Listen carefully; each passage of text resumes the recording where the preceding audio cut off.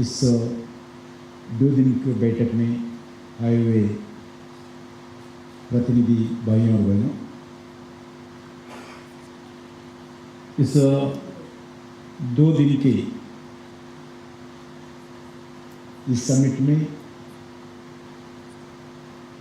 जो आप लोग चर्चा किया है, जो आप लोगों का एक्सपीरियंस है, फील्ड एक्सपीरियंस, ऑब्जर्वेशंस, सजेशंस, पूरा मेरा मिनिस्ट्री की तरफ से मेरे हाथ में है। बिल्कुल जो भी सुझाव दिया है हम इस विषय पर भी चर्चा करेंगे। हम क्योंकि जो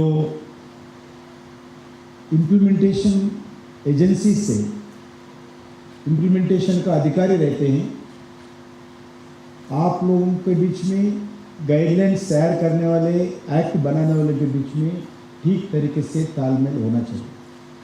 पहले जब एक्ट बनाए जब नहीं होंगे, मगर इतने दिन हो गया, इतने दिन के बाद भी अगर ठीक तरीके से तालमेल ना हो, ये ठीक नहीं रहते हैं।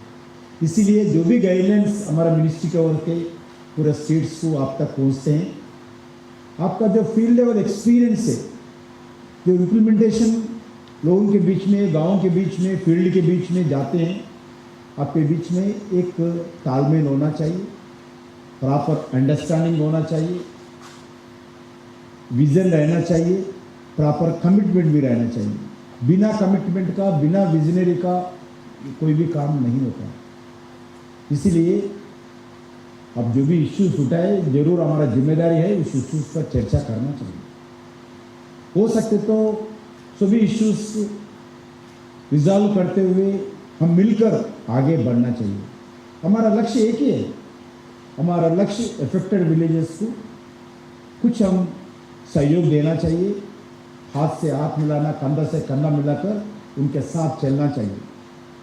अभी जो भी स्कीम हो, नॉट ओनली DMF, जो भी स्कीम हो, जो फील्ड में इम्प्लीमेंटेशन करते हुए जो समस्या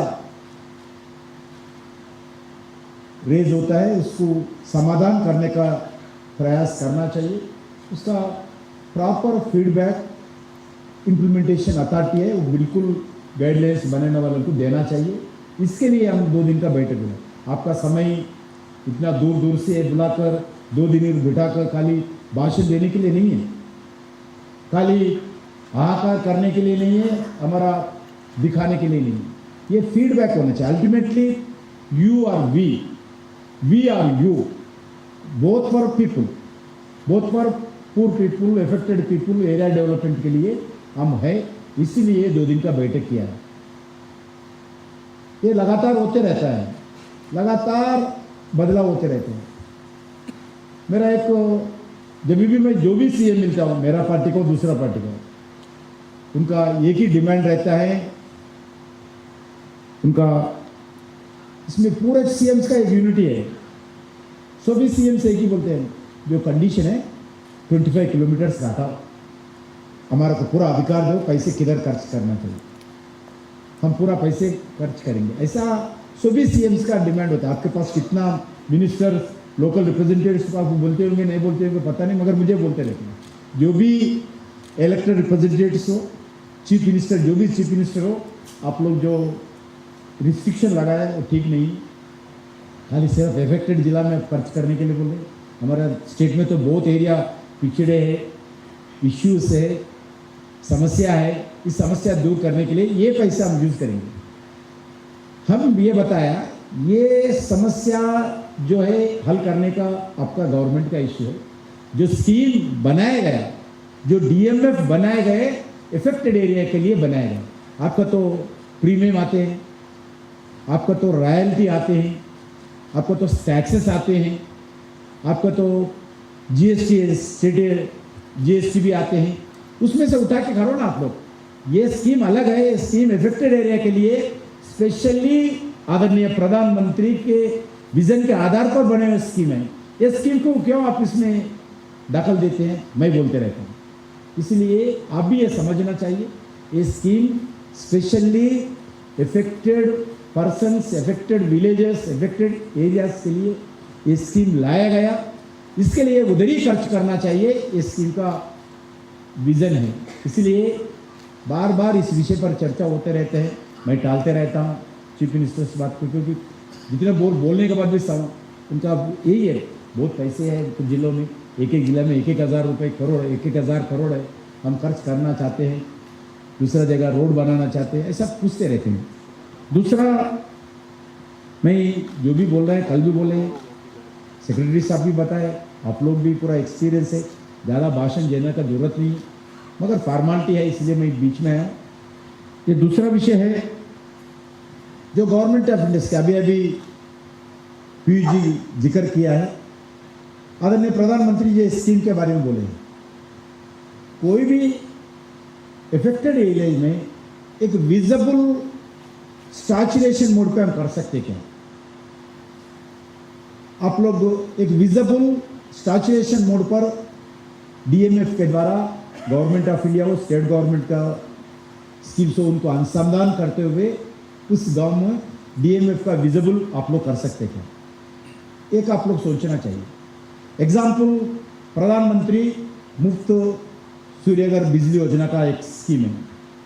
100% जितने गरीब लोग हैं सभी घरों को गवर्नमेंट ऑफ इंडिया स्कीम को, अगर जो बेनिफिशियरी के पैसे नहीं लगा सकते हैं, अपना डीएमएफ के द्वारा खर्च करके एक विलेज को पूरा 100% सूर्यघर से कनेक्ट कर सकते हैं क्या? 100% एक विजिबल होना चाहिए। देश में मॉडल विलेजेस ऐसा बना सकते क्या आप लोग इस सेक्टर, ऐसी एक स्कीम के अंदर? ये भी प्रयास करना। प्रधानमंत्री स्वयं बताया, स्वयं हमारा माइनिंग मिनिस्ट्री सेक्टर ने बताया, ऐसी डीएमएफ के पैसे के द्वारा सूर्यघर बिजली मुफ्त योजना का स्कीम के अंदर जो सोलार का सेटअप करते हैं उसमें कर सकते क्या? एक ऐसी सोचना चाहिए, क्योंकि you are the young officers, you have creativity, you have hard working capacity, that's why आप लोग ऐसी सोचना चाहिए, सोच के बताना चाहिए। मैं बता रहा हूँ ये स्कीम इम्प्लीमेंट हो सकता है क्या? देखिए, आपका जितने भी 20 विलेजेस हो, 30 विलेजेस हो, 100 विलेजेस हो, एक विलेज ऐसे मॉडल विलेज बना सकते थे। उसके बाद इस मॉडल विलेज के बारे में एक स्फूर्ति लेकर आने वाले दिन में स्टेट गवर्नमेंट हो, अदर CSR एक्टिविटी हो, गवर्नमेंट ऑफ इंडिया स्कीम हो, इम्प्लीमेंट कर सकते हैं। ऐसा एक सोच का आप लोग प्रयास करेंगे। दूसरा, जैसा आज जो भी स्कीम्स जो मेंटेनेंस का विषय पर भी है, जो आप लोग आवाज़ होता है, मगर इसमें दोहराए भी रहते हैं, इसमें कलेक्टर्स बदलते रहते हैं, ऑफिसर्स बदल रहते हैं, मेंटेनेंस में कैसा हो सकता है इसमें चर्चा करेंगे।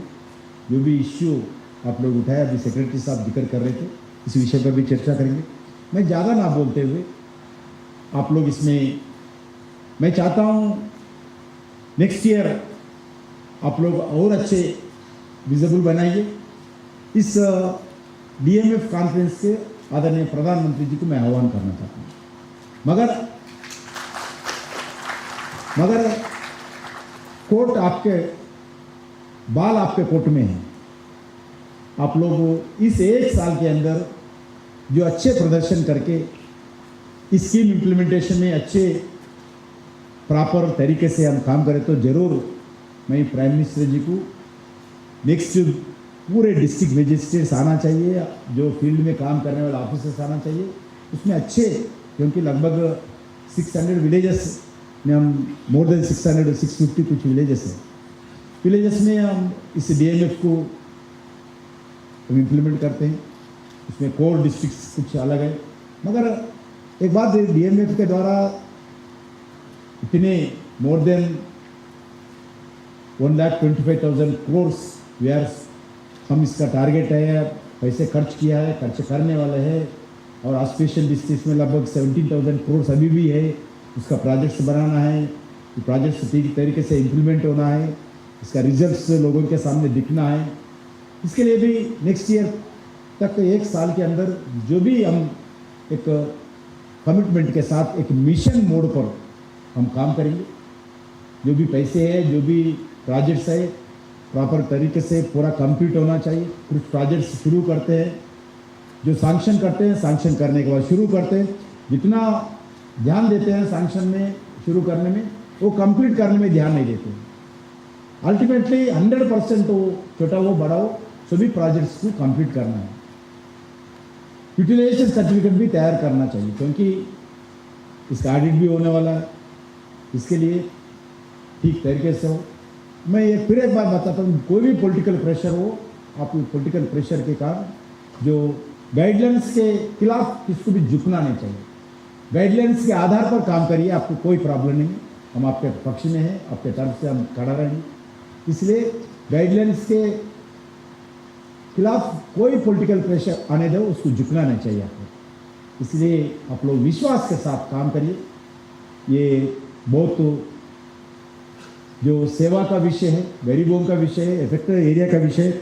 मैं ज़्यादा ना बोलते हुए फिर एक बात आप सब लोगों को बहुत इस 2 दिन का समिट में जो भाग लिया है, जो भी सुना है, जो भी सुनाए हैं, इस विषय पर मैं आप लोगों को अभिनंदन करते हुए आपको शुभकामनाएं देता हूँ। इस 2 दिन का समिट का जो डिलिब्रेशन हुआ है, इस डिलिब्रेशन के आधार पर आपको अपने अपने क्षेत्रों में, अपने अपने जिलों में ठीक तरीके से मोर कमिटमेंट के साथ आप लोग काम करेंगे, इस विश्वास को देता हुए मैं विराम ले रहा हूँ। भारत माता की जय। Thank you sir. आपके विचारों ने यहाँ एकत्रित सभी स्टेक होल्डर्स को एक नई ऊर्जा और दिशा दी है। Your remarks have given a clear sense of direction to the reform agenda emerging from the summit, and also have reinforced the importance of translating deliberations into actionable policy and implementation measures. With this, I now invite Economic Advisor, Ministry of Mines, Shri Shakil Alunji, to deliver the vote of thanks.